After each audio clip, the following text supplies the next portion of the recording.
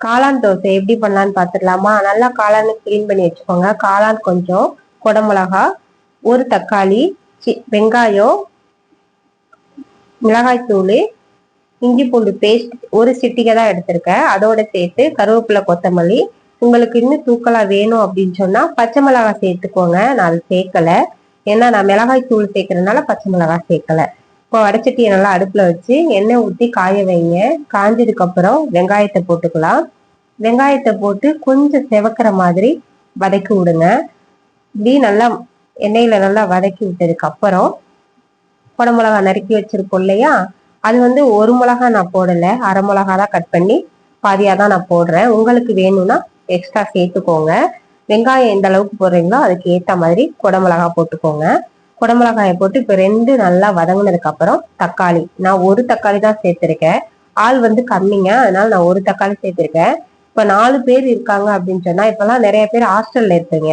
ஹாஸ்டல்ல இல்ல வீட்டுல மிக்சி இல்லாம, அம்மி எதுவுமே இல்லாம சட்னி வைக்காம முடியாம கஷ்டப்படுவீங்கல்ல, அவங்களுக்குலாம் இந்த மாதிரி செஞ்சீங்க அப்படின்னா சட்னியே தேவையில்லை, ஈஸியா இந்த மாதிரி செஞ்சுட்டு போயிடலாம். இப்ப தக்காளி எல்லாம் போட்டு வதக்கி விட்டதுக்கு அப்புறம் நான் காளானை சேர்த்து இந்த மாதிரி காளானை சேருங்க. அதோட சேர்த்து உப்பையும் போட்டுருங்க. ஏன் அப்படின்னா எல்லாத்தையும் சேர்த்ததுக்கு அப்புறம் உப்பு போடும்போது எல்லாத்துக்கும் உப்பு சேர்ந்துடும், டேஸ்டும் நல்லா இருக்கும்.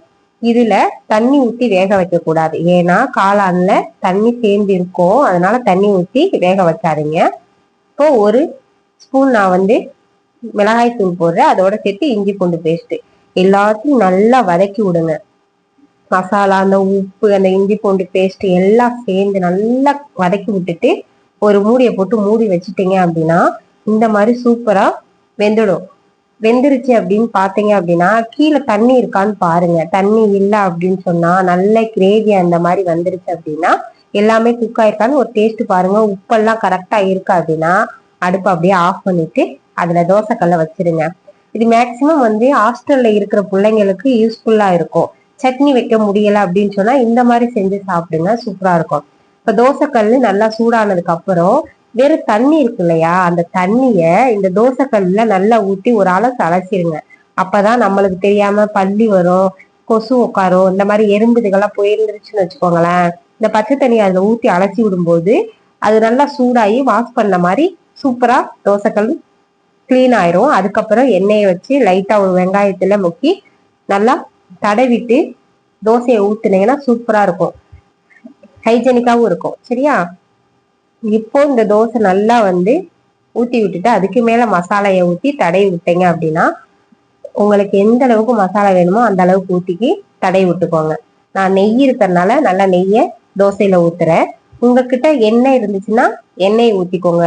இல்ல சீஸ் இருக்கு அப்படின்னா அந்த சீஸ் இப்போ போட வேண்டாம், லாஸ்ட்ல போட்டீங்கன்னா சூப்பரா இருக்கும். சரியா?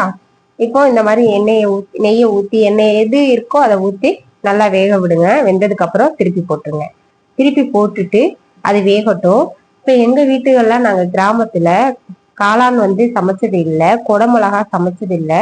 இப்ப வெளியே இதெல்லாம் கத்துக்கிட்டும் போது இந்த மாதிரி வீட்டுல செஞ்சு கொடுக்கும் போது அவங்க சாப்பிடும்போது இது காளான் குடமிளகாங்கிறதே அவங்களுக்கு தெரியாது. அந்த மாதிரி துணிக்கு நல்லா வேக வச்சு கொடுக்கும்போது டேஸ்ட் கொஞ்சம் டிஃப்ரெண்டா, மசாலா தோசை அப்படின்னு சொல்லி கொடுத்தோம் அப்படின்னா எங்க அம்மா சாப்பிடுவாங்க விரும்பி. அந்த மாதிரி நீங்களும் செஞ்சு கொடுக்கும்போது கொஞ்சம் வித்தியாசமான டேஸ்டாவும் இருக்கும், நல்லாவும் இருக்கும். சரியா? வீட்டுல வேணா ட்ரை பண்ணி பாருங்க.